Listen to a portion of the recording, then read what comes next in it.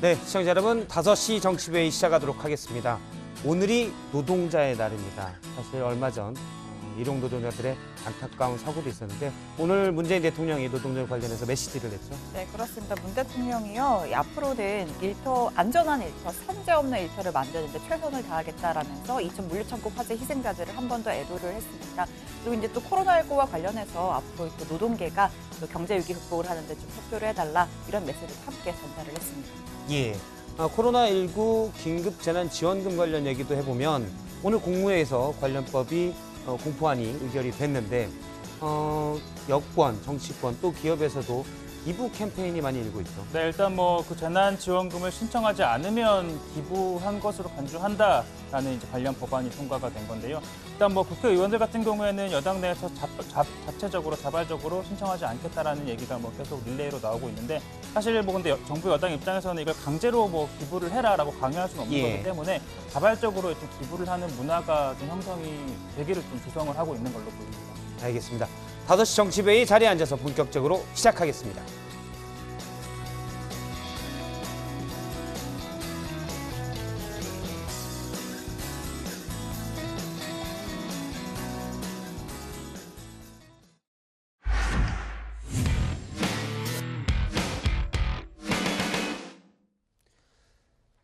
네, 정부가 오늘 국무회의를 열었는데요. 긴급 재난지원금을 기부할 수 있는 관련 특별법의 공포안에 대해서도 의결했습니다.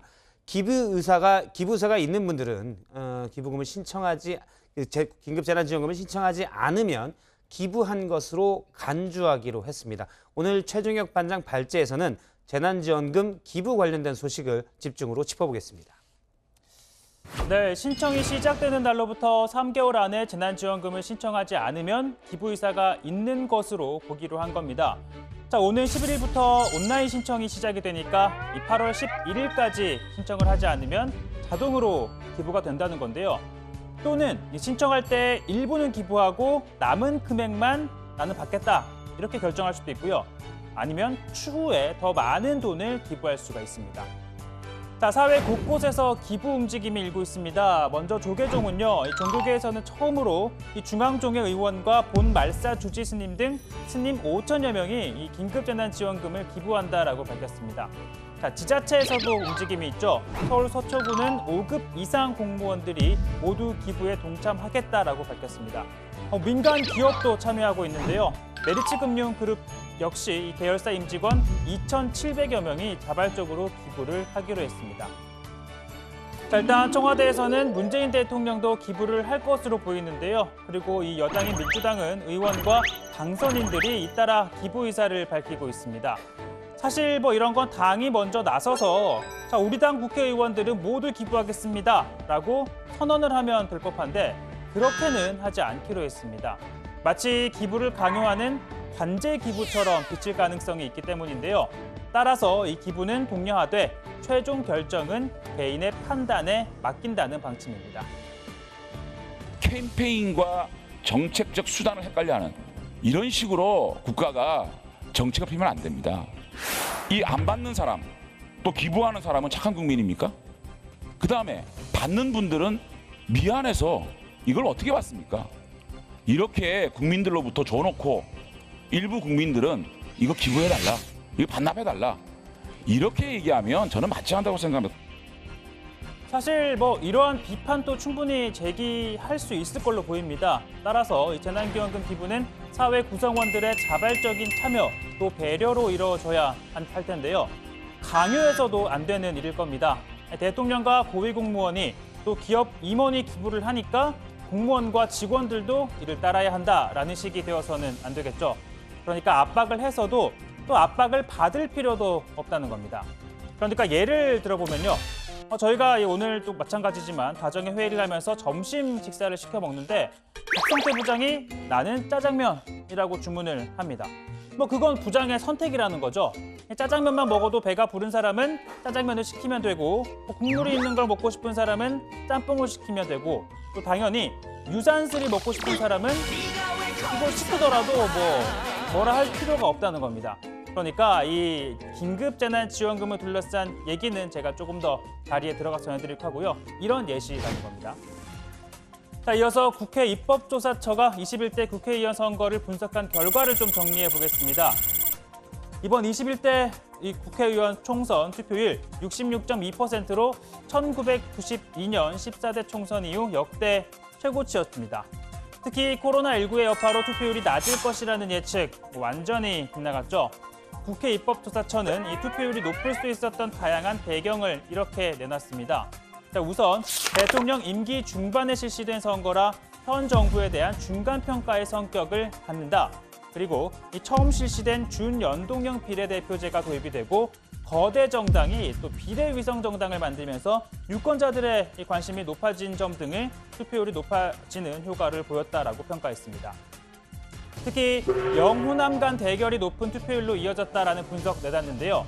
좀 더 정확하게는 보수, 진보 양 진영의 결집력이 커졌고 민주당 지지층인 호남과 이 통합당 지지층인 영남의 유권자들이 대거 투표장으로 나왔다는 겁니다. 자, 보시는 것처럼요. 호남의 사전 투표율은 모두 30%를 넘었습니다. 특히 전남은 35%대를 기록했죠. 반면 영남은 사전 투표율이 모두 20%대에 머물렀습니다. 자, 이에 자극을 받은 영남의 유권자들이 본선거에서 대거 투표장으로 나왔다는 분석인데요. 자, 총 투표율을 보면 대구는 광주보다 높았고요. 전남과 경남은 같은 투표율을 기록하는 등 실제로 본 투표율은 확연하게 영남이 높았다는 겁니다. 자, 그러다 보니 이렇게 진영 간 대결이 더 강해진다면 결국에는 지역주의 강화로도 이어질 수 있다는 관측이 나옵니다. 지역 대결의 정치가 이 나라를 망치고 있습니다. 지역 구도 때문에 짝대기만 꽂아도 국회의원이 되고 영남에서는 대통령이 호남에 가면 고의원도 안 되고 호남의 대통령은 이 부산에 오면 고의원도 되지 않는 이런 절름발이 정치가 되고 있습니다. 그래서 우리 정치가 망하고 나라가 흔들리고 있습니다, 여러분. 자, 입법조사처는 거대 양당이 의석을 소위 싹쓸이한 것도 이 같은 양 진영 간 대결이 커진 데 따른 결과다라고 분석을 합니다. 각 위성정당의 비례의석을 더한 민주당과 통합당의 의석 283석인데요. 300석 가운데 94.3%에 달합니다. 자, 이는 1987년 민주화 이후 거대 양당의 의석 점유율 가운데 가장 높습니다. 자, 이에 따라 3당 체제로 출범했다가 또 이후에는 다당제로 운영이 됐던 20대 국회와는 달리 이번 21대 국회는 의석 5분의 3을 차지한 민주당이 중심이 된 양당제로 운영이 될 가능성이 높다라고 분석을 했죠. 이 과정에서 이 대립이 심화되고 또 20대 국회가 보여준 물리적 충돌이나 국회 파행 사태가 발생할 가능성도 배제할 수 없다라고 내다봤습니다. 자, 상황이 이렇게 된 건 아이러니하게도 소수 정당의 원내 진입과 또 표의 등가성을 보장하기 위해 도입한 준연동형 비례대표제 때문이죠. 정확하게는 위성정당이라는 거대 양당의 꼼수 때문일 겁니다. 자, 입법조사처는 위성정당이 출연할 수 없도록 보완책을 만들어야 한다며 이 독일의 바이에른추 의회 선거 모델을 제안하기도 했습니다. 지역구 득표와 정당 득표를 합산해 의석을 정하는 방식인데요. 일단 다음 총선이 4년 뒤니까 당장 급해 보이지 않는다고 손을 놓지 말고 21대 국회는 첫 국회에서 이 선거제 보완을 우선 과제로 삼아야 할 것으로 보입니다. 자, 오늘 발제 이렇게 정리합니다. 긴급 재난지원금 관제 기부 우려 속 잇따르는 기부 행렬입니다. 네, 코로나19로 인해 경중의 차이는 있지만 아마 국민 모두가 피해를 입었습니다. 대통령과 장차관이 기부를 했으니 공무원과 기업들도 따라 기부해야 된다. 이렇게 강요나 혹시 요구가 있어서는 안 될 것으로 보이고요. 참고로 얘기하면 앞서 이제 최종혁 반장이 내가 짜장면 이렇게 시키고 조익신 반장이 유산슬 이렇게 시킨다는 걸 얘기했는데 조 반장이 원하는 거 시키는 거 맞고요. 저는 짜장면 대신은 잘 안 시킵니다. 짜장면은.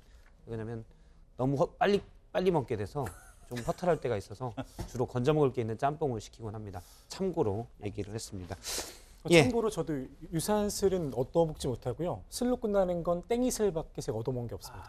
참고로 말씀드리고요. 예. 네. 얻어먹는다는 게 중요한 겁니다. 예, 알겠습니다. 일단 각자 소신껏 기부를 하면 되겠죠, 조익신 반장.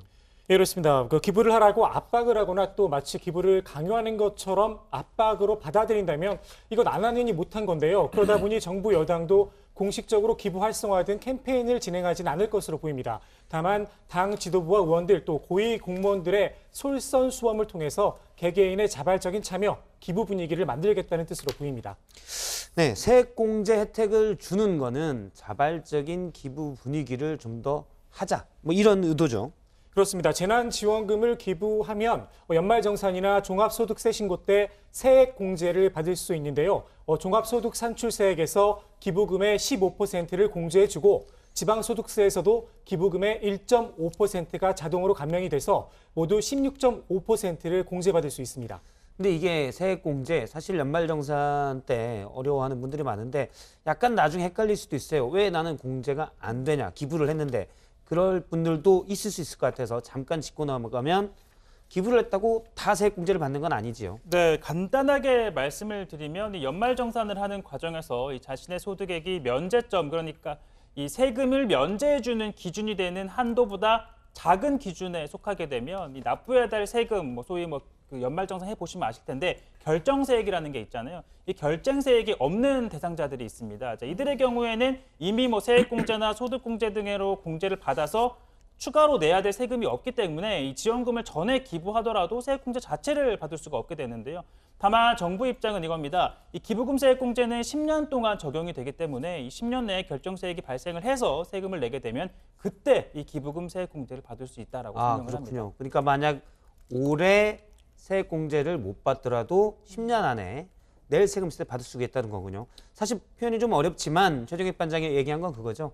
세액공제라는 게 내일 세금이 있을 때 공제받는 건데 내가 소득이 그렇게 많지 않아서 내일 세금이 이미 면세점, 그러니까 안 내도 되는 점 이하다. 그러면 공제받을 게 없어서 못 받는 거다. 이 얘기인 거죠. 그렇습니다. 내가 내야 될 세금이 많지 않기 때문에 이미 예. 세금을 면제를 받았다. 공제가 많이 되었다면 추가로 기부금을 낸다고 해서 더 그거를 세금을 더 줄여줄 수는 없는 거니까요. 예. 내야 될 거를 덜 내게 해준다. 그런 차원이기 때문에 이제 그런 지적이 가능한 건데 물론 자발적으로 이 연대의식에 기반을 두고 세액공제 나는 세액공제 이런 거 필요 없어도 기부할 의사가 있는 분들도 많으시겠지만 예. 공제 혜택을 주니까 기부해야지라고 생각하는 분들은 사실 10년간의 유예 기간이 있긴 하지만 당장 내년 초에 세액공제가 되지 않으면 이거 왜 안 되었지라고 좀 의문을 가질 수 있잖아요. 예, 그러니까 예. 이런 점이 있다는 걸 좀 알아두시면 좋을 것 같습니다. 알겠습니다. 이런 경우는 어떡하네요. 사실 좀 어려워져서 코로나19 때문에 예를 들어서 어떤 자영업자분이 좀 어려워져서 예를 들어 좀 압류를 당했어요. 빌린 빚 때문에. 그런데 지원금을 받아요. 그럼 혹시 이런 데서 빼가고 그러나요? 일단 이 취약계층의 경우에는요, 시급한 지원이 필요하다고 판단해 현금으로 이 지급을 하는 건데요. 만일 이 채무 등이 있을 경우에는 지원금이 압류돼 받아보지 못할 수 있다는 우려가 제기됐었죠. 정부는 긴급 재난지원금을 압류 금지 대상으로 규정하고 압류 방지 통장을 통해서 지급하기로 결정을 했습니다. 김강립 보건복지부 차관 이야기 들어보시죠.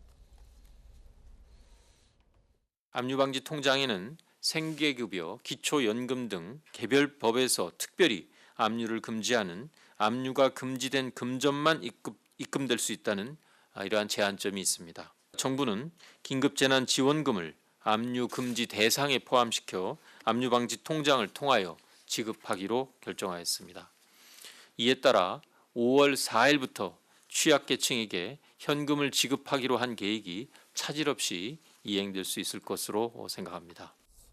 네, 정부는 또 그동안 코로나19 자가격리 무단 이탈을 방지하기 위해서 무단 이탈자에게는 긴급 재난지원금을 지급하지 않겠다고 공지해 왔었는데요. 하지만 이 긴급 재난지원금과 자가격리 위반에 대한 제재는 목적이 다르기 때문에 자가격리 수칙 위반자에 대해서 지원금을 지급하지 않으면 정부의 재량권을 남용한다는 여지가 있다. 이런 의견이 제기돼서 이들에게도 모두 지급을 하겠다고 밝혔습니다.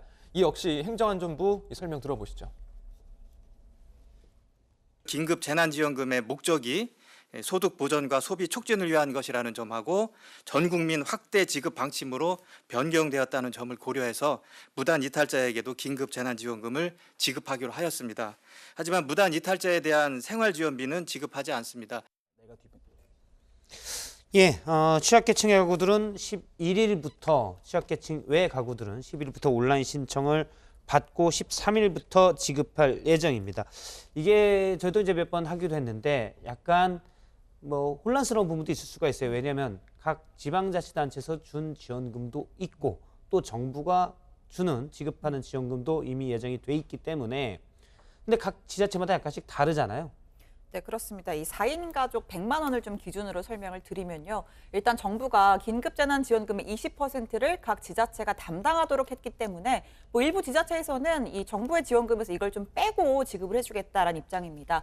또 반대로 일부 지자체는 중복해서 주겠다라고 하는 것도 있는데요.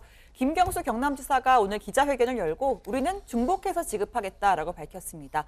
경남은 소득 하위 50% 가구에 대해서 4인 가구 기준으로 50만 원 자체 지원금을 지급하는데 여기에다가 정부 지원금을 더하면 모두 150만 원을 받게 되는 겁니다. 서울시도 소득 하위 50%를 대상으로 지원하는 긴급생활비 40만 원과 정부의 재난지원금 100만 원을 중복으로 지원합니다. 물론 이걸 뭐 중복으로 지원을 하지 않는다고 해서 지원 액수가 줄어드는 건 아니거든요. 제가 예를 한번 설명드려볼게요. 이 4인 가구 예를 들어서 경기도 포천에 거주하는 4인 가구라고 예로 들면요. 경기도에서 10만 원씩을 이미 1인당 10만 원씩을 지급을 했습니다. 그럼 4인 가구면 얼마죠? 40만 원. 40만 원을 지금 이 가구에 40만 원을 지급을 했죠. 그런데 저한테 포천시 물어보지 말고 그냥 해주시면 좋겠어요. 네네. 왜냐하면 쓸데없이 긴장하게 알겠습니다. 되니까. 네. 포천시는 1인당 40만 원을 지급을 합니다. 예. 그럼 4인 가구면 160만 원을 이미 지급을 160만 했죠. 원. 네. 제가 지금 160만 원을 지급을 예. 했습니다. 그럼 얼마 받았죠?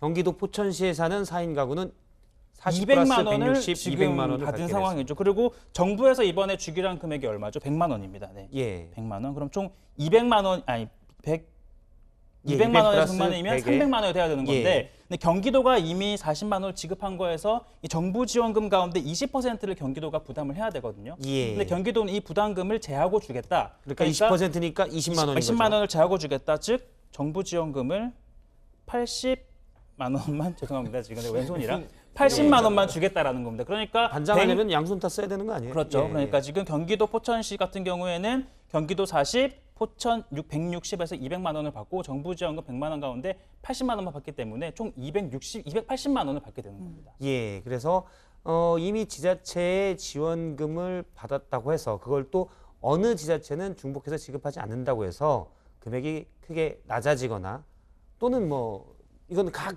기초자치단체마다 다른 거기 때문에 이걸 좀 따져봐야 된다는 거고요. 예, 사실 뭐 근데 그런 부분은 있는 것 같습니다. 예를 들어서 저도 뭐 지인들에게 많이 듣는 얘기인데 우리는 왜 안 줘? 사는 예를 광역자치단체, 기초자치단체마다 조금씩 다르잖아요.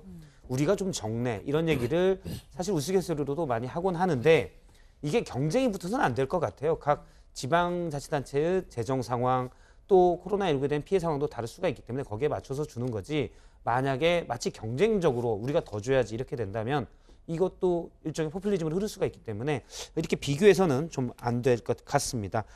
다른 얘기 해보죠. 양정숙 더불어시민당의 당선인 얘기 계속 저희가 나왔었는데 이분이 이제 부동산을 둘러싼 투기 의혹이 있고요. 세금 탈루 의혹도 있고요. 그리고 정수장학회. 정수장학회는 이제 박근혜 전 대통령이 이사장으로 있던 장학회인데 이 활동도 있었잖아요. 그런데 이제 어떻게 뭐 검증을 됐는지도 그건 좀 따져보고 민주당에서는 어쨌든 물밑 접촉을 통해서 사퇴하라 이렇게 압박을 하고 있다고요. 네, 뭐 민주당 입장에서는 오거돈 전 부산시장 사건도 그렇고 또 부담으로 작용할 수 있기 때문에 최대한 빨리 정리를 하고 싶어하는 분위기입니다. 서른 최고위원이 양 당선인을 만나 자진 사퇴를 설득하겠다는 계획인데요. 하지만 이 당사자 입장에서는 이미 민주당 비례대표 이 공천 과정에서 다 소명이 됐기 때문에 이 공천을 받았고 또 앞번호에 배치돼 당선될 수 있었던 만큼 억울하다 뭐 이런 입장입니다. 자, 제가 기억하기로는 국회의원 당선인 신분일 때 스스로 사퇴한 인물은 없었던 것으로 보이는데요. 18대 총선에서 친박연대 공천 헌금 파문이 일었었던 서청원, 양정래, 김노식 의원도 선거 직후 논란이 불거졌지만 결국 의원직을 유지하다가 재판에서 형이 확정돼 의원직이 상실됐었습니다. 먼저 물러나겠다고 한 사람은 없었던 거죠. 예, 형으로 이제 대법원 형이 확정되면 상실이 돼서 하는 경우도 있었고요. 양정숙 당선인의 경우 정수장학회 출신인데 사실은 이전에도 비례대표 후보로 나왔었기 때문에 검증이 제대로 안 된 것 같아요. 상식적으로는 잘 이해가 안 됩니다. 네, 그래서 그분이 좀 미스테리한데요. 시민당은 양 당선인의 정수장학회 활동권을 두고 당의 품위를 훼손했다면서 제명 사유로 밝히기도 했는데 사실 저희가 인사 검증을 할 때도 기자들이 가장 먼저 하는 게 구글 검색, 구글링인데 예. 정수장학회 홈페이지만 들어가도 양 당선인의 활동 내용과 사진이 올라와 있습니다. 결국 민주당 스스로 인정했듯이 공천 심사가 부실했다 이렇게밖에 볼 수가 없는데요. 양 당선인이 20대 총선 때 비례대표 공천 19번을 받았는데요. 이후 당 법률위원회 부위원장을 맡았고 이 과정에서 당 소속 의원들의 법률 자문이나 변론 활동을 한 만큼 다소 검증이 느슨했다 이렇게 볼 수밖에 없을 것 같습니다. 예. 총장님께서도 패스트트랙 사건 당시에 이제 법률 조력 받은 것 때문에 조금 곤혹스러우셨을 것 같은데 그 좀 과정이라든지 이런 좀 확인을 해보셨어요? 당내에서 이분은 어떤 과정을 통해서 좀 저희가 전부 한 30여 명, 그러니까 그 의원과 보좌진, 그다음에 당직자들이 검찰에 조사를 받았습니다.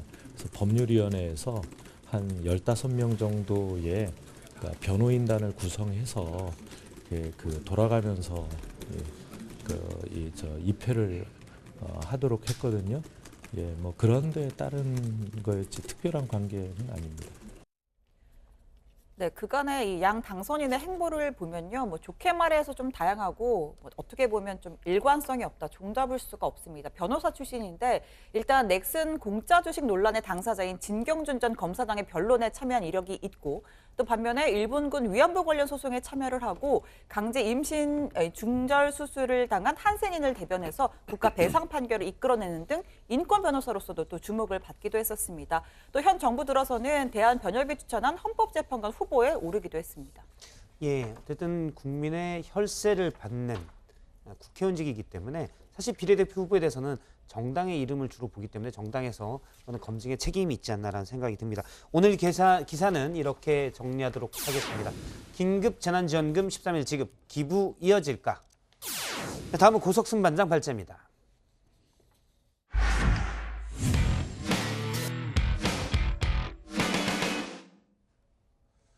예, 미래통합당 내분이 일단은 수면 아래로 가라는 분위기입니다. 다음 주에 뽑힐 새 원내대표가 당 운영 방식을 정하는 걸로 결론이 나면서 이미 이제 물밑에서는 원내대표 선거전도 본격화되고 있습니다. 몇몇은 원내대표 출마 의사를 공개적으로 밝히고 나섰는데요. 통합당 상황을 고석승 반장이 짚어봤습니다. 김종인 비대위 김 전 위원장과 김종인 전 위원장을 비난했는데요. 김종인 체제 하에서 김종인 비대위는 김종인 전 위원장에게 심재철 대표 권한대행과 김종인 전 위원장이 김종인 비대위를 둘러싼 김종인 없는 김종인 비대위, 현재 통합당 상황입니다. 총선이 끝나고 벌써 보름하고 하루가 지났는데요. 곰곰이 생각해보니까 보름간 방송에서 가장 많이 언급했던 사람 바로 김종인 전 통합당 총괄선대위원장이었습니다. 김종인 전 위원장이 비대위원장을 맡느냐 안 맡느냐를 두고 지루하다 못해 눈살 찌푸려지는 갈등이 반복됐습니다. 김종인 그분은 전당대회뿐만 아니라 비상대책위원장이 아니라 상시대책위원장을 시켜달라고 요구를 하고 있습니다. 김종인 비대위원장한테 지금 오늘 투표 내용들 다시 한번 말씀드리고 비대위원장 수락해 주시라고 요청을 할 생각입니다. 김종인 비대위 체제는 앞으로 계속해서 논란이 있을 수밖에 없다는 생각입니다. 일단 다음 주에 새로 뽑히는 원내 지도부에게 열쇠를 넘기면서 또 당장 연휴가 시작되면서 갈등과 충돌이 조금은 잦아든 모양새입니다. 물론 여전히 김종인 전 위원장에 대한 비판을 이어가는 사람도 있습니다. 김종인 체제가 들어오면 황 체제보다 더 정체성이 모호해지고 지금 미래통합당이 안고 있는 계파 분열은 더 심해질 것으로 보였고 나아가 김종인의 오만과 독선은 당의 원심력을 더욱더 키울 것으로 보았습니다. 홍준표 전 대표의 김종인 전 위원장 비판은 연휴에도 쉬지 않네요. 자, 관심은 이제 원내대표 선거로 쏠리고 있습니다. 꺼져가는 김종인 비대위 체제의 이 불씨를 다시 살리느냐, 아예 꺼버리느냐, 새 원내대표에게 달려있기 때문이죠. 자천타천 거론되는 후보군 한번 보시죠. 21대 국회 기준으로 5선의 주호영, 정진석, 4선의 권영세, 박진, 이명수, 김기현, 3선의 김태흠, 조혜진, 장재현 의원 등이 거론되고 있습니다. 이 중 공개적으로 출마 의사를 밝힌 건 이번 국회에서 3선이 되는 조혜진 당선인입니다. 당 지도부든 원내 지도부든 둘 중에 하나는 반드시 도전을 해서 지도부에 들어가려고 생각을 하고 있습니다. 일할 기회가 주어진다면은 우리 보수 정당을 새롭게 하고 거듭나게 하고 환골탈퇴하게 하고 물론 사선이 되는 권성동 의원도 원내대표 출마 의사를 밝힌 바 있지만 아직 무소속이고 복당이 언제 될지 아직은 기약도 없는 상황이죠. 자, 거론 인사 중엔 불출마 의사를 밝힌 의원들도 있습니다. 아무튼 원내대표 후보로 거론되는 인사들 중 상당수는 김종인 비대위 체제에 다소 부정적인 입장을 밝히고 있는데요. 꺼져가던 불씨가 다시 살아나는 게 쉽진 않아 보입니다. 원내대표 선거 판세 이야기는 들어가서 좀 더 해보죠. 자, 그런데 요즘 통합당 모습을 보면요. 4년 전 총선 패배 후에 새누리당이 떠오릅니다. 돌아가는 모양새가 비슷합니다. 시간 순으로 비교를 해볼까요? 20대 총선 때도 새누리당 패배했습니다. 한때 과반 달성이 되냐 마냐 희망적인 예측이 나왔지만 공천 파동 등을 겪으면서 더불어민주당에게 일당 자리를 뺏겼습니다. 김무성 대표도 이때 이 패배의 책임을 지고 사퇴했죠. 중앙당의 잘못으로 좋은 결과를 내지 못해서 죄송하다는 말씀을 드립니다. 저는 선거 참패에 대해서 모든 책임을 지고 오늘부터 당대표직에서 물러나겠습니다. 그리고 새 원내대표로 선출된 정진석 의원이 비상대책위원회와 김용태 의원을 위원장으로 하는 혁신위원회를 출범시키려 했지만 상임정국위가 정족수 미달로 무산되면서 불발로 그쳤습니다. 그 뒤 김희옥 비대위가 어렵사리 출범했지만 관리형 비대위였고 8월 전당대회에서 친박계 이정현 의원이 당대표로 선출됐습니다. 자, 현재 미래통합당도 판박입니다. 총선 참패 그리고 황교안 대표의 사퇴가 있었죠. 국민 여러분께 죄송합니다. 총선 결과에 대해 책임을 지고 모든 당직을 내려놓겠습니다. 김종인 비대위를 출범시키려 했지만 상임정국이 무산으로 임기를 늘리지 못하면서 불발됐습니다. 자, 그리고 곧 새 원내대표를 뽑게 됩니다. 여기까진 똑같습니다. 그 이유가 문제겠죠. 아시다시피 새누리당은 이후에 탄핵 사태를 겪고 당명을 바꿨습니다. 그리고 대선에서도 패배했습니다. 자, 미래통합당이 새누리당의 전철을 밟을까요? 아니면 제대로 혁신해서 새로운 길을 걷게 될까요? 자, 그런데 일단 현재까지의 국민 여론은 그다지 좋지 않아 보입니다. 미래통합당 출범 이후 가장 낮은 지지율이 나왔습니다. 한국갤럽이 실시한 여론조사 결과인데요. 미래통합당으로 간판을 바꿔단 이후 처음으로 10%대로 지지율이 떨어졌습니다. 자, 민주당 43%, 통합당 19%, 정의당 7%, 국민의당 5%, 열린민주당 4%의 순이었습니다. 더 중요한 건 지난주 대비 민주당과 정의당, 열린민주당은 지지율이 그대로이고 국민의당은 오히려 상승했는데 유일하게 통합당만 지지율이 떨어졌다는 겁니다. 총선 패배 이후 갈피를 잡지 못하고 있는 당내 상황이 영향을 끼친 것으로 보입니다. 들어가서 좀 더 자세히 이야기 나눠보죠. 우선 오늘 발제 이렇게 정리합니다. 원내대표 선거 앞두고 비대위 비토론 확산 조짐. 예, 오늘 금요일, 매주 금요일은 이제 여론조사 업체인 갤럽에서 정당 지지율, 대통령 지지율 등을 발표를 하는데요. 잠깐 그 여론조사 결과부터 정리를 해보죠. 일단 다른 정당의 지지율 변동보다 미래통합당 지지율 변동이 눈에 띄었는데 통합당 지지율이 이제 10%대로 다시 떨어졌다는 거죠. 네, 그렇습니다. 그래프를 다시 보면서 좀 설명을 드리겠습니다. 민주당은 지금 그래프 나가고 있는데요. 민주당은 43%, 통합당은 19%로 집계가 됐습니다. 2배가 넘는 차이인데요. 그런데 민주당과 정의당은 지난주와 지지율이 동일합니다. 국민의당은 2%포인트 상승을 해서 5%가 됐고요. 유일하게 미래통합당만 3%포인트가 떨어져서 10%대 지지율을 나타낸 겁니다. 총선 이후에 통합당의 자중질환이 지지율에 작용한 게 아니냐 이런 분석입니다. 보수층 중에서도 통합당을 지지한 사람은 47%, 과반이 안 됐습니다. 통합당을 지지하는 중도층 응답자도 13%에 그쳤습니다. 예, 지금 보면 3%가 앞서 이제 빠진 걸로 돼 있었는데 국민의당 지지율이 올린 거 보니까 미래통합당의 총선 참패 뒤에 지도부 관련 논란 따라서 갔다가 그분들이 국민의당으로 일부 간 걸 보고요. 앞서 이제 그래프에 나온 걸 보면 중도층만 봐도 통합당보다 민주당을 지지하는 사람들이 훨씬 많았습니다. 통합당 입장에서는 사실 선거는 중도에 달렸다는 얘기를 많이 하잖아요. 향후 중도층의 민심을 어떻게 회복하느냐가 가장 시급할 것으로 보입니다. 원내대표 선거 분위기도 조금 짚어보도록 하죠. 현재 지금 미래통합당 원내대표 경선 8일인데 네. 현재 뭐 어떻게 돼가고 있습니까? 뭐 주로 다선 의원들이 거론이 되고 있는데요. 현재 공개적으로 출마 의사를 밝힌 사람은 조혜진 당선인과 또 무소속 권성동 의원 정도입니다.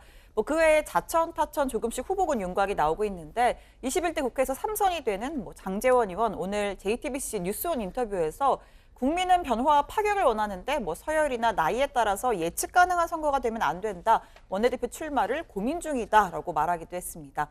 그러면서 무소속 당선자들도 원내대표 선거 이전에 복당해야 한다라고 강조를 했고요. 또 후보군으로 거론이 되고 있는 정진석 의원, 뭐 박진 당선인 등은 출마하지 않겠다라는 뜻을 밝힌 것으로 알려졌습니다.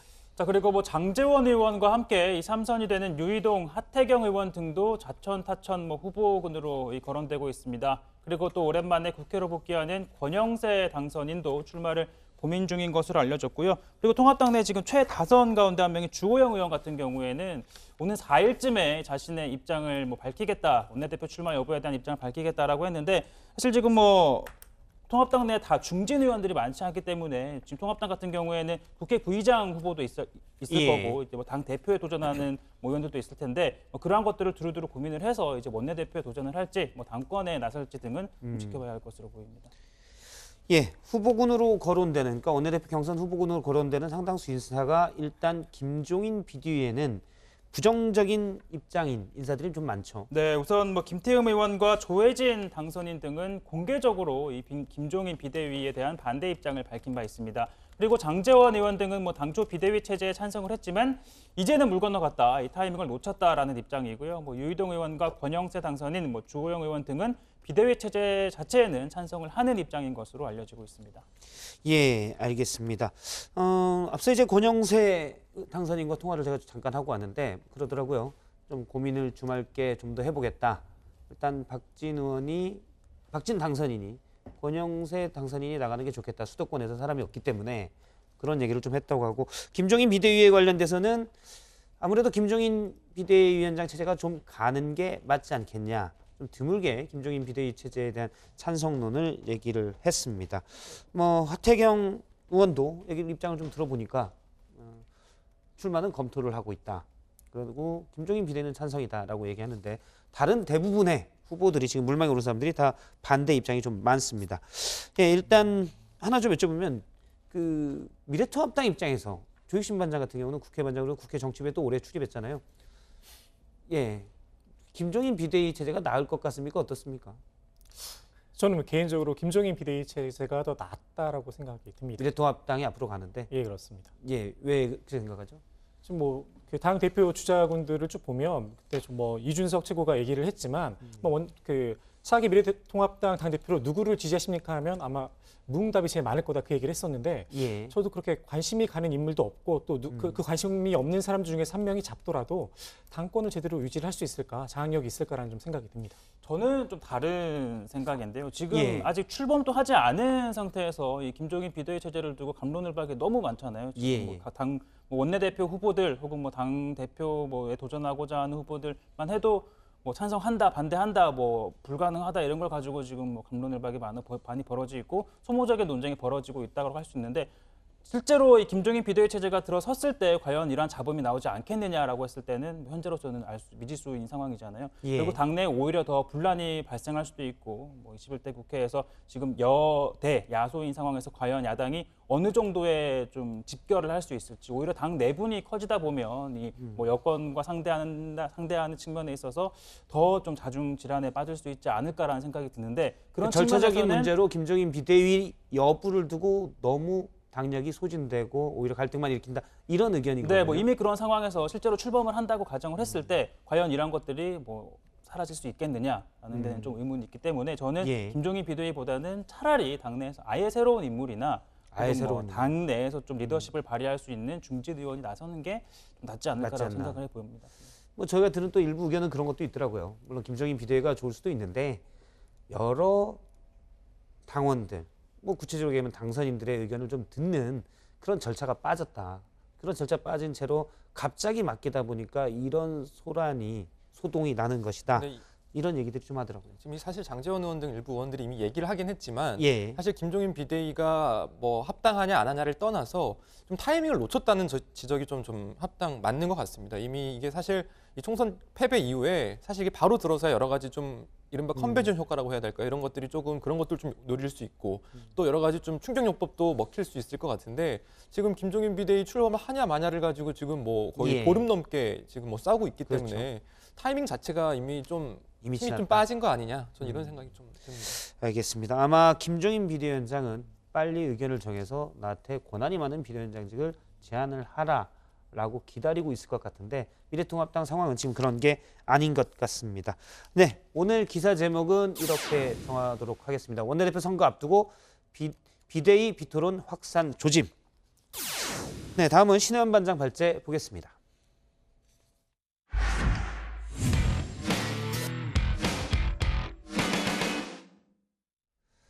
네, 오늘이 제 130주년 노동자의 날입니다. 문재인 대통령은 산재 없는 안전한 일터 만들기에 최선을 다하겠다고 오늘 말했고요. 그제 일어난 이천 물류창고 화재 희생자들을 애도를 했습니다. 그런가 하면 노동자들은 이제 우리 사회의 주류가 됐다고도 문재인 대통령이 메시지를 냈는데요. 코로나19로 인한 경제 위기 극복에 노동계가 한 축을 담당해달라는 당부의 뜻이 담겨 있다는 그런 분석도 나왔습니다. 오늘 신혜원 반장 발제에서 노동에 관련된 소식 짚어보도록 하겠습니다. 네, 오늘은 메이데이 5월 1일 노동절입니다.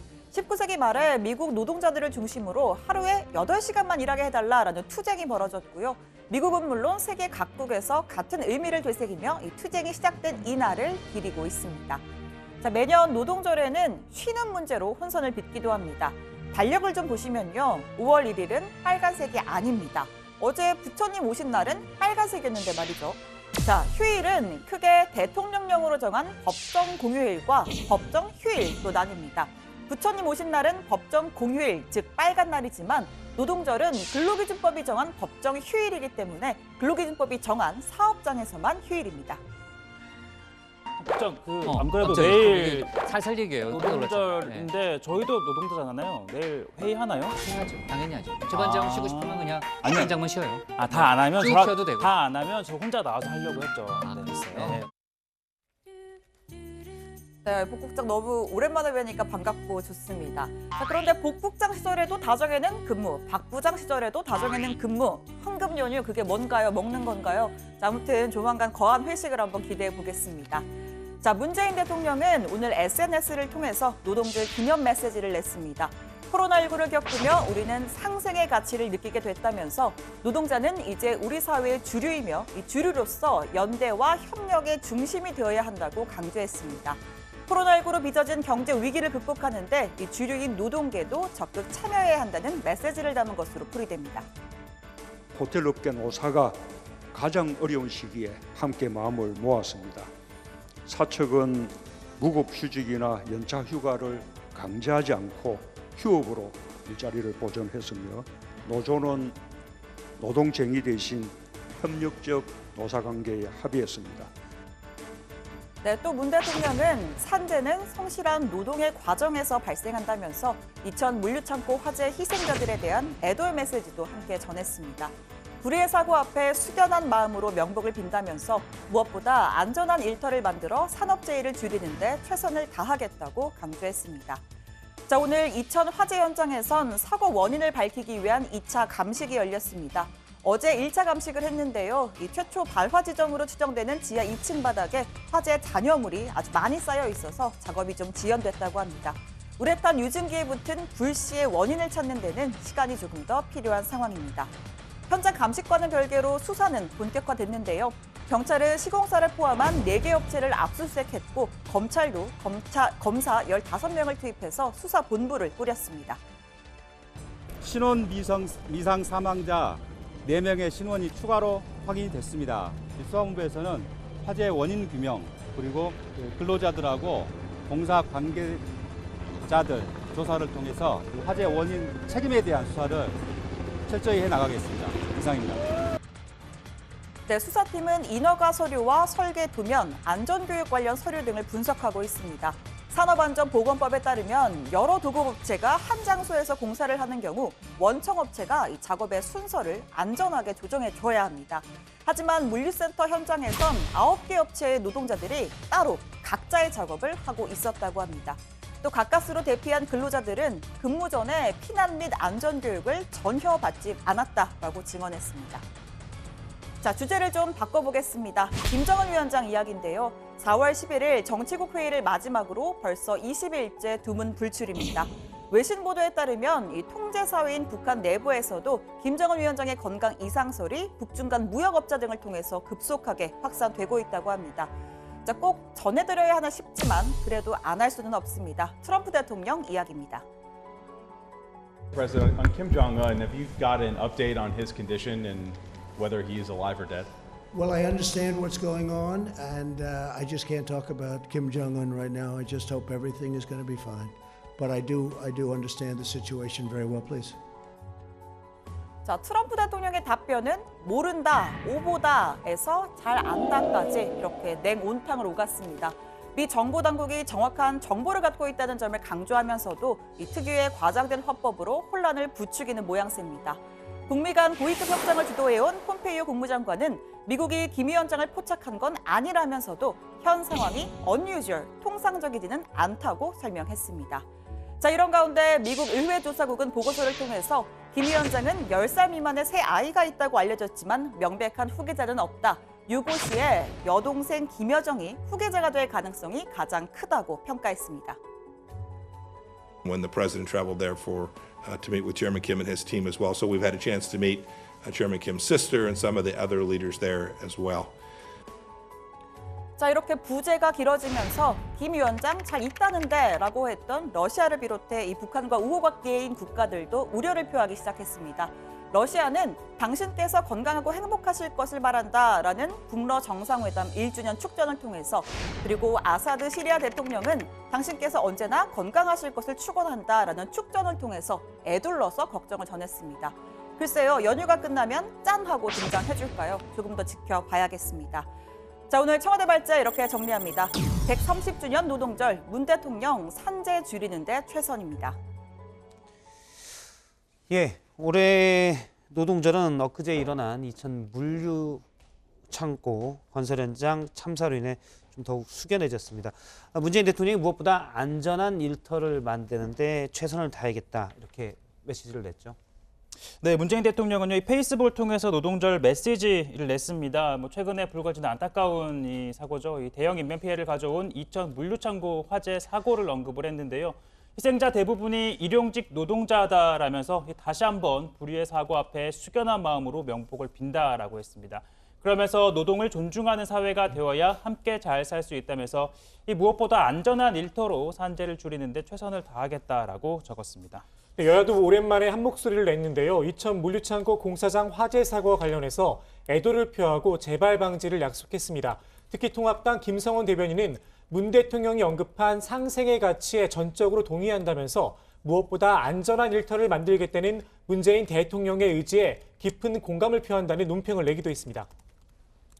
예, 야당이 대통령 메시지에 공감을 표한 거는 사실 좀 오랜만에 보는 것 같네요. 네, 그렇습니다. 그리고 여야는 코로나19 사태에 따른 고용 위기에 대비해야 한다는 점에서도 한 목소리를 냈습니다. 다만 방점은 좀 다른 데다 찍었는데요. 더불어민주당은 고용 안정을 뒷받침하기 위한 3차 추경에 초점을 맞췄고, 미래통합당은 문재인 정부의 고용 정책을 비판하면서 이 과감한 규제 완화를 강조했습니다. 정의당 심상정 대표는요, 이 문재인 대통령에게 코로나19 정리해고 방지를 위한 사회적 대화와 대타협에 나서자라고 제안하기도 했습니다. 예, 그런데 이거 저희도 이제 노동절, 노동자의 날이라고 얘기하는데 또 공식 법정으로 얘기할 때는 이게 근로자의 날이잖아요. 그러니까 사실 노동의 개념과 근로의 개념이 좀 다르다. 그래서 이제는 노동자의 날로 바꿔야 된다. 이런 목소리들이 꽤 있죠. 네, 사실 말씀하신 것처럼 저희가 5월 1일을 노동절이라고 부르고 공식적인 명칭으로는 글로자의 날이라고 부르고 있는데요. 사실 노동 근로 어떻게 보면 비슷한 것 아니냐라고 말씀하시는 분들도 있을 텐데, 이 근로자라는 표현은 사실상 이 기업, 그러니까 이 사용자의 측면에서 좀 수동적으로 이 노동자를 대한다는 의미가 부여되어 있는 말이고요. 이 노동이라는 거는 좀 주체적으로 이 노동자 자체가 주체적인 차원에서 일을 하는 차원에 좀 의미가 부여되어 있는 것이기 때문에 하나의 뭐랄까 사용자의 좀 종속되어 있는 수동적인 측면이 아니라 주체적인 측면을 강조한다는 차원에서는 노동자 그리고 노동절로 부르는 게 좀 더 적합해 보입니다. 근로라고 하면 좀 열심히 일한다. 그래서 마치 사용자 입장에서 성과를 많이 내기 위해서 열심히 일해야 된다. 이런 분위기가 강하기 때문에 노동자의 이제 주체성이 많이 빠진다. 이런 의미죠. 제가 지금 근로기준법에 근로라는 말을 찾아보니까 정의는 이렇게 되어 있네요. 정신노동과 육체노동을 말한다. 사실 법상 정의는 되게 간단히 돼 있지만 사실은 노동의 의미가 더 이 하는 사람 입장에서는 노동의 의미가 강하기 때문에 저는 이제 노동절이라고 노동자의 날, 노동절로 뭐 부르고 같은 있습니다. 대상을 일컫는다 하더라도 어떻게 부르느냐에 따라서 의미가 확연하게 다르잖아요. 예. 김춘수 시인의 김춘수 시인의 꽃만 해도 네가 나의 이름을 부르기 전까지는 나는 뭐 꽃이 아니었잖아요. 너에게로 다가가서 네가 나의 이름을 불렀을 때 너에게 다가가서 꽃이 된 것처럼. 그건 고석승 반장 보고 얘기했으면 좋겠어요. 네. 저를 직접 보고 하니까 제가 약간 그러니까 뭐 부담스럽네요. 어떻게 이름을 붙이냐에 따라 다르니까 중요하다고 할 사실 수 저도 오늘 있죠. 발제를 할 때 이제 오늘의 공식 명칭, 법적인 명칭이 근로자의 날이기 때문에 예. 발제를 노동절로 해야 할지 근로자의 날로 해야 할지 좀 고민을 했는데요. 지금 뭐 최 반장도 설명을 했지만 지금 각계에서 용어를 좀 바꾸자라는 움직임이 또 있습니다. 뭐 예. 관련해서 조례가 만들어지기도 했고 또 문재인 대통령도 오늘 SNS 메시지에서 이 공식 명칭이 아닌 노동절이라는 표현을 사용을 해서 메시지를 냈는데 아마 이러한 맥락을 다 감안을 해서 공식 명칭이 아닌 새로운 용어를 사용한 게 아닌가 싶습니다. 제가 뭐 기억이 나는데 예전 제가 뉴스룸에서 한 코너를 할 때 좀 제 내용이 좀 짧아서 당시 진행자께서 오늘은 그 당시 또 제 기억이 5월 1일이었습니다. 오늘은 좀 노동이 부족하지 않았냐. 그래서 제가 대답한 게 노동은 많았는데 근로가 부족했다고 느낄 수는 있겠다. 이렇게 대답을 한 바가 있습니다. 거기에 차이가 있는 것 같아요. 그리고 근로할 때 그는 좀 이렇게 부지런하게 열심히 해야 돼 이런 뜻도 있어서 좀 사용자 중심에서 약간 열심히 해 뭐 이런 뜻이 있는 거잖아요. 그래서 아까 전에도 보니까 옆에서 조익신 반장이 계속 노동요를 부르고 있더라고요. 오늘 일하는 게 너무 힘든지 계속 노래를 흥얼흥얼 거리면서 일을 하는 걸 보니까 되게 뿌듯하더라고요. 네. 열심히 일을 한다는 차원에서 이 얘기는 여기까지 하는 게 좋을 것 같습니다. 왜냐하면 제가 중간 관리자 입장에서 계속 이렇게 얘기하는 게 알겠습니다. 네. 뭐 하반기 인사평가도 다가오고 있고 제가 꼭 그럴 건 아니라는 생각이 들곤 합니다. 자, 코로나19 상황을 잠깐 보도록 하겠습니다. 국내에서 발생한 코로나19 확진자는 뭐 계속 상당히 적죠. 네, 일단 이 국내 코로나19 확진 환자 하루 새 9명이 늘어 모두 1,774명입니다. 어제는 하루 새 4명이 늘었고 전부 해외 유입 사례였는데요. 오늘은 9명 중에 해외 유입 사례가 8명이었고 국내 지역사회 발생이 1명 있었습니다. 8명 중에 4명은 공항 검역 과정에서 또 나머지는 서울에서 1명, 인천에서 1명, 경기에서 2명 등 이 지역사회로 돌아간 상태에서 양성 판정을 받았습니다. 완전히 안심할 수는 없지만 그래도 이 지역사회 감염이 거의 발생하지 않고 있다는 건 상당히 좀 고무적인 상황인 것으로 보입니다. 그런데 신규 확진 숫자는 포함이 되지 않는, 그러니까 우리가 이제 재양성자라고 하는데, 그러니까 완치 판정을 받았지만 몸에서는 코로나19 바이러스가 어쨌든 검출된 이 재양성자 숫자가 꽤 나오고 있는 것 같아요. 네, 질병관리본부 중앙방역대책본부에 따르면요, 오늘 기준으로 이 말씀하신 재양성 판정자는 총 329명으로 이 하루 사이에 24명이 증가를 했습니다. 다만 이 재양성 판정은 이 재감염이라기보다는 죽은 바이러스가 검출된 걸로 추정이 되는데요. 신종감염병 중앙임상위원회는 이 죽은 바이러스의 유전 물질이 이 완치자의 세포 속에 남아 있다가 검사 과정에서 증폭되면서 발견된 것이라고 설명을 했는데요. 재감염 가능성은 낮고 만성 감염을 일으키진 않는다라고 설명합니다. 코로나 바이러스는 그렇게 숙주 세포의 핵으로 들어가지 못하기 때문에 만성 감염을 일으키는 것은 아닙니다. 따라서 그동안에 애초 바이러스의 재발 그런 기전도 많이 논의가 됐지만 이 바이러스의 생활사를 볼 때는 생각하기 어려운 설명이라는 말씀을 드리고 싶습니다. 이제 사실 어제부터 시작된 황금 연휴, 아까 신 반장이 지적한 대로 우린 아니지만 어쨌든 황금 연휴가 시작이 됐고요. 나들이 하는 사람들도 많습니다. 그런데 아직 사회적 거리두기 기간이 있고 물론 이제 권고형 사회적 거리두기인데요. 계속 주의는 해야 되겠죠. 부장은 오늘 끝나고 뭘 하실 생각이십니까?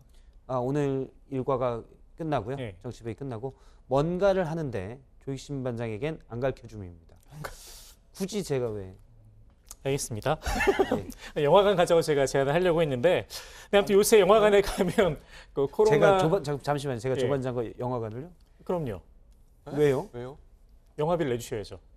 아니 죄송합니다. 알겠습니다. 예. 제가 사과드릴게요. 제가 예. 이제 오늘 어제 이 코로나19 사태 이후 처음으로 영화관 관객이 10만 관객이 넘었다라는 예. 발제를 하기 위해서 조익신 반장 애드립을 부탁했는데 역부족이었습니다. 아 그렇군요.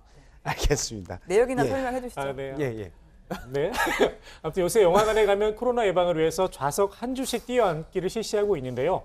그마저도 거의 차질 않아서 아무래도 강력한 사회적 거리 두기가 이루어졌다 이렇게 해석이 됩니다. 그런데 연휴 첫날인 어제 부처님 오신 날 하루에만 10만 명 이상의 극장을 찾은 것으로 집계가 됐습니다. 하루 관객이 10만 명을 돌파한 건 지난 3월 14일 이후에 한 달 만에 처음이라고 합니다. 코로나19도 진정세고 또 연휴를 맞아서 신작 개봉도 이어져서 어제 관람객 순위 1위는 애니메이션 트롤 월드 투어였다고 합니다.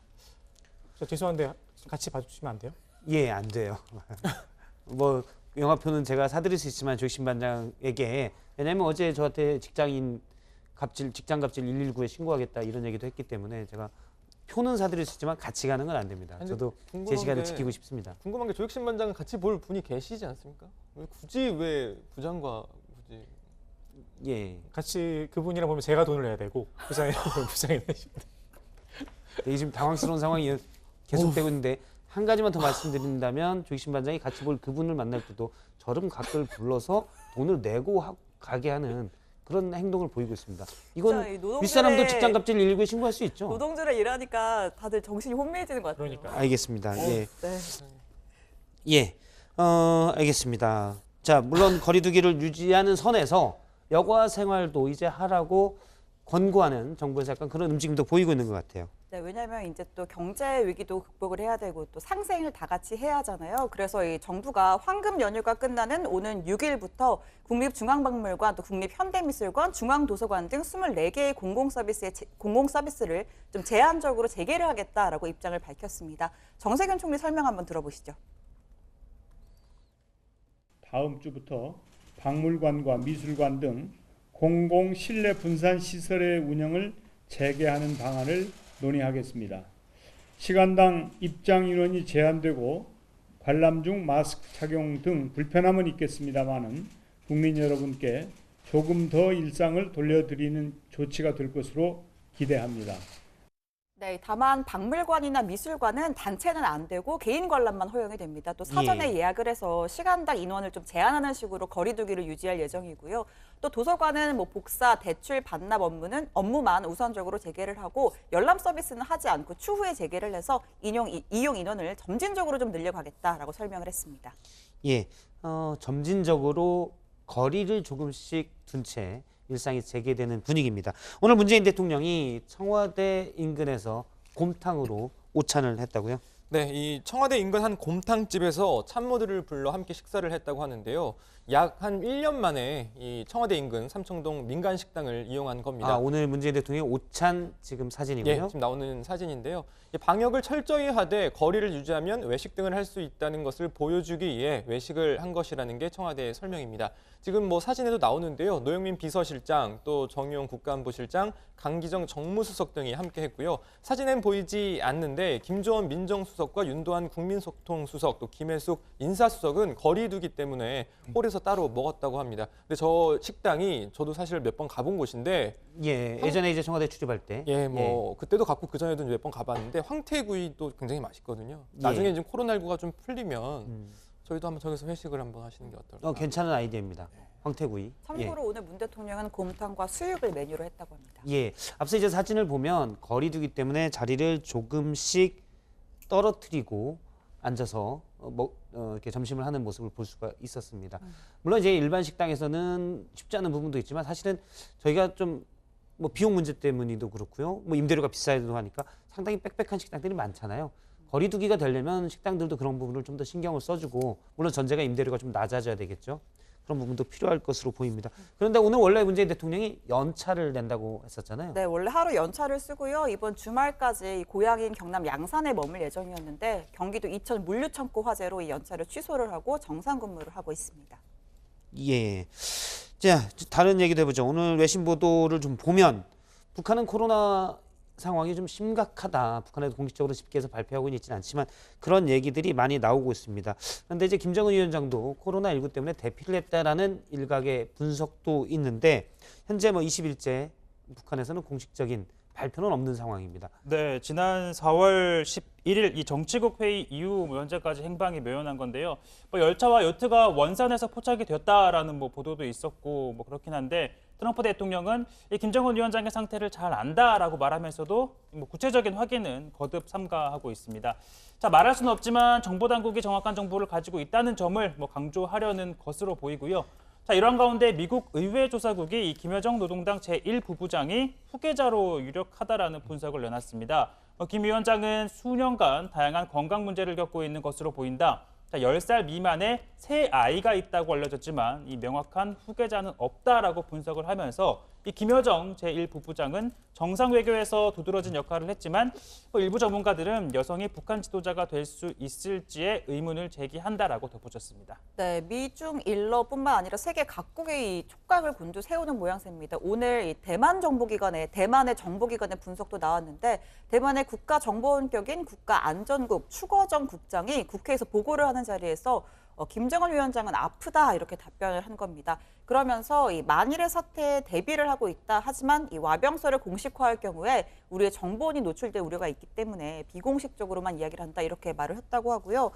뭐 정확한 사실 근거는 없는 것 같습니다만 예. 탈북민 출신의 인권운동가 지성호 미래한국당 국회의원 당선인이 오늘 이 김정은 위원장 건강과 관련해서 언급을 했는데 사망설을 좀 강하게 제기를 했습니다. 김 위원장이 지난 주말에 수술 후유증으로 좀 사망을 한 것으로 보인다. 수술로 인한 쇼크 상태에서 사망한 것으로 알고 있다. 북한 내부 소식통에게 들었다라고 했는데 이 역시 일단은 지 당선인의 주장으로 보이고요. 사실 북한의 내부 소식통을 다 예로 하는데 너무 많고 그 이른바 소식통이 신뢰할 만하냐. 네. 그걸 지금 믿을 수가 다 없는 거잖아요. 그 부분에 대해서는 계속한 검증이 좀 필요해 보입니다. 관련해서는 청와대는 특이한 동향이 없다라고 밝혔고요. 정부도 예. 그럴 가능성, 말씀하신 것처럼 지 당선인이 주장한 것 같은 가능성은 제로다라고 예. 입장을 밝히긴 했습니다. 알겠습니다.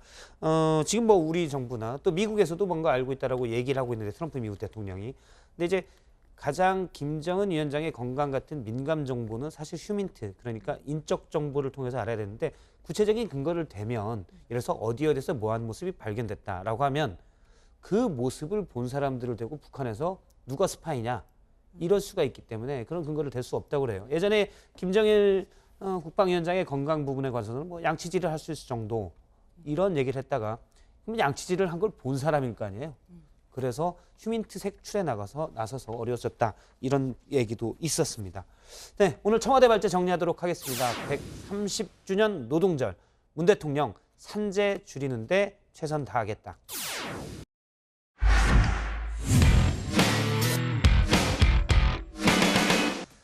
예, 코로나19 때문에 사실 전 세계가 멈췄고 경제활동도 멈췄고 중요한 건 공연이나 스포츠도 멈춰 있었는데요. 제일 먼저 방역에 성공했던 거의 결과가 끝에 와 있는데 성공한 우리나라가 다시 일상으로 돌아가는 준비를 하고 있습니다. 대표적인 게 이제 관중이 필요한 스포츠가 될 텐데 프로축구는 이 JTBC 골프 앤 스포츠가 주간 방송사라고요? 모르셨어요? 네. 작년에도 주간 방송사였는데. 예, 전 스포츠는 주로 프로 당구만 보고 있어서 예. 알겠습니다. 편애하시지 말고요. 네, 축구도 좀 잘 봐주기 바랍니다. 예. 자, 아까 발제에서도 잠깐 소개가 됐었는데 5월 7일 오후 10시에 이 개막 특집 다큐멘터리 더 라이벌을 반영을 합니다. 이 K리그가 시작된 1983년부터 현재까지 슈퍼매치와 동해안 더비 등 이 라이벌 팀들의 이야기와 함께 이번 K리그의 전망 등이 담겨 있다고 합니다. 지금 사실 우리나라는 다음 주부터 코로나19가 이제 거의 안정 단계로 갔기 때문에 물론 여전히 권고로 일정한 거리는 둬야 되지만 무관중 스포츠가 시작이 되는데 해외에서는 아예 지금 못 하고 있잖아요.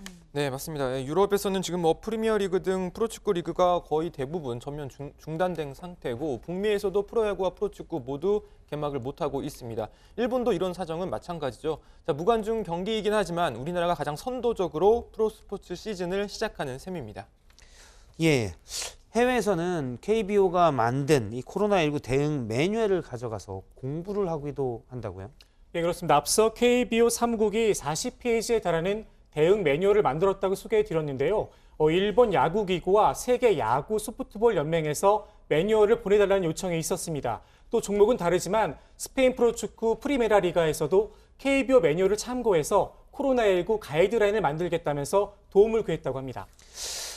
해외에서 이제 우리나라가 본격적인 비록 무관중이지만 스포츠 경기를 재개하기 때문에 해외에서도 사실 스포츠 좋아하는 분들이 볼 경기가 지금 없잖아요.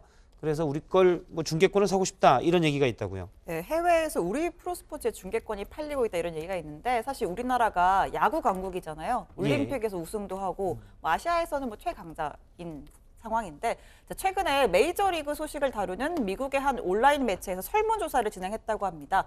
KBO 리그 중계방송을 시청하겠느냐라고 물어보니까 40%가 보겠다, 대안이 없다라고 응답을 했다고 합니다.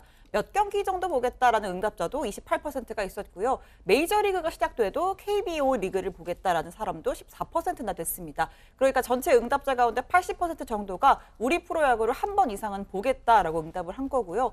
물론 뭐 보겠다라고 설문조사를 한 거니까 실제로 이어질지까지는 모르겠지만 이 미국의 시청자들이 프로야구 경기에 목이 말라 좀 있고 또 KBO 리그를 어느 정도 좀 대안으로 생각하고 있다 이렇게는 볼 수 있을 것 같습니다. 사실 대부분의 스포츠 경기가 아주 유명한 게 빼고는 재방송보다는 실제 경기가 훨씬 생동감이 나기 때문에 지금 실제 경기가 이루어지는 곳이 거의 없잖아요. 그래서 우리나라 경기가 그만큼 또 관심을 받을 수 있을 것 같습니다. 앞서 이제 넥센 이정우 선수가 뭐 금정우 분장을 하겠다 이렇게 밝혔다고 했는데 어쨌든 뭐 열심히 하겠다 그런 각오를 다진 거죠. 예, 그렇습니다. 우리도 부장이 좀 정치부의 시청률을 걸고 금성태 공약을 한번 걸어보면 어떨까? 이거는 시청률이 많이 오르면 금성태라는 건가요? 떨어지면 금성태? 오르면 금성태를 해야죠. 아, 예. 관련 자료 그림을 좀 준비한 것 같은데요, 조 반장이.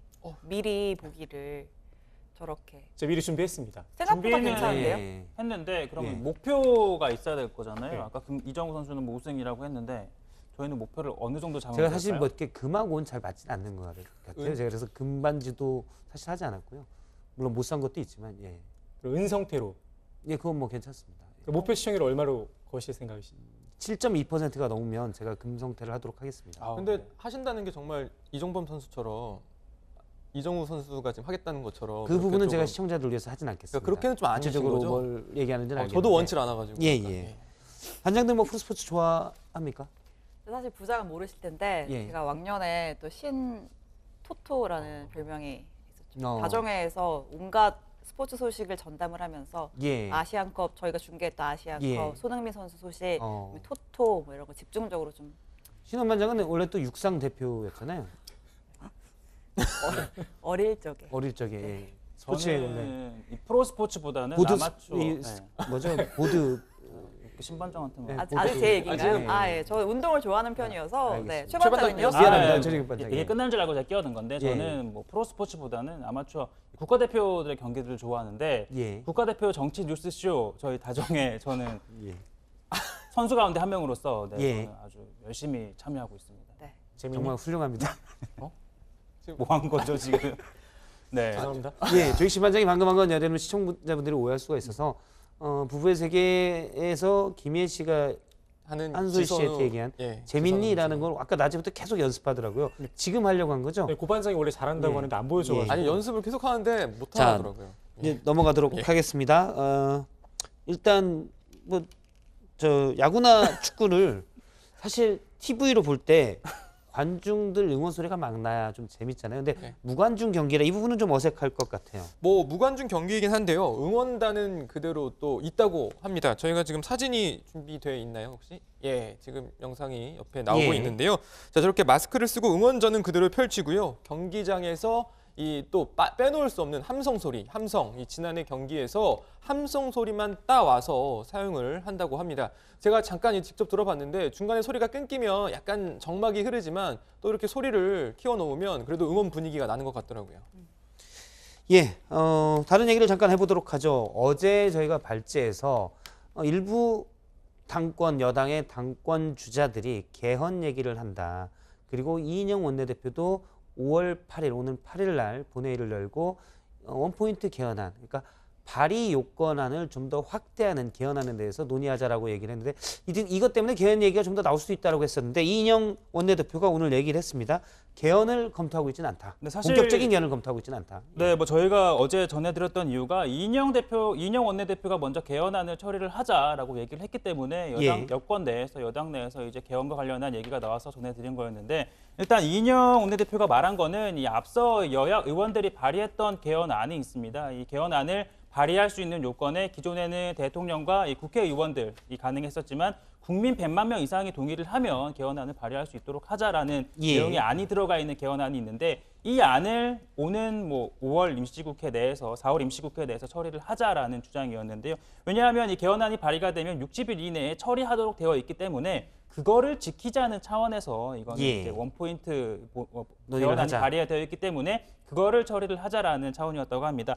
사실 이렇게 또 이인영 원내대표가 그런 얘기를 했고 일부 당 대표에 나서려고 하는 주자들이 개헌을 논의하자, 대통령 연임제나 혹은 다른 권력 분산을 논의하는 것과 관련한 개헌안을 좀 수면 위로 꺼낸 측면이 있어서 관련된 내용을 전해드렸는데 그러다 보니까 이 야권 통합당 측에서는 이 여권이 21대 국회에서 과반 의석을 넘어서 이제 180석 가까이 의석을 차지하다 보니까 사회주의식 개헌을 추진하려고 하는 것 아니냐라는 공세를 지금 펼치고 있거든요. 그러다 보니까 이제 청와대나 정부에서는 정부 차원에서의 개헌 논의는 없다. 이 강기정 정무수석 같은 경우에도 청와대와 정부 차원의 개헌은 전혀 생각하지 않고 있다라고 얘기를 했고요. 어제 개헌 얘기를 했던 이인영 원내대표 역시 분명한 것은 개헌 추진과 관련해서 당과 지도부 내에서는 검토한 게 없다라고 설명을 했습니다. 그러니까 본인이 얘기했던 거는 이미 발의되어 있는 개헌안에 대해서 원칙적으로 처리하도록 되어 있기 때문에 그걸 처리하자는 거였지. 절차를